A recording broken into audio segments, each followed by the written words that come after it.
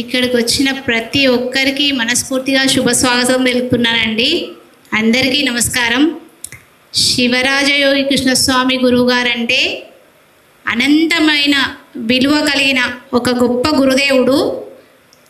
ఇటువంటి ఒక గురుదేవుణ్ణి నేను ఎక్కడా చూడలేదు. ఫస్ట్ కొత్తపేటలో జరిగిన కోటి కుంకుమార్చనలో నేను గురువుగారిని చూశాను.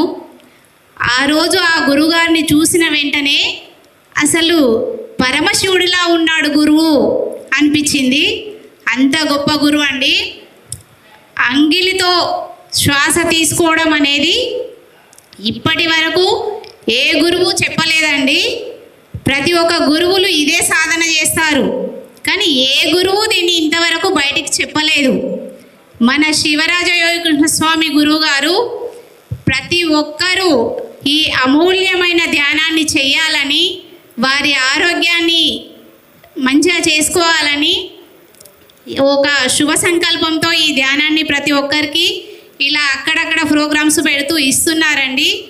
మహాప్రాణ విద్య అనేది చాలా అత్యంతమైన విలువ కలిగిన ధ్యానము. ఈ ధ్యానం నేను కోటి కుంకుమార్చనలో తీసుకున్నాను. అప్పటి నుంచి నాకు ఆరోగ్యం చాలా బాగుంది. అధికంగా యాసిడిటీ ఉండేదండి నాకు. ఈ మహాప్రాణ విద్య ద్వారా యాసిడిటీ తగ్గిపోయింది, చాలా ఆరోగ్యంగా ఉంది.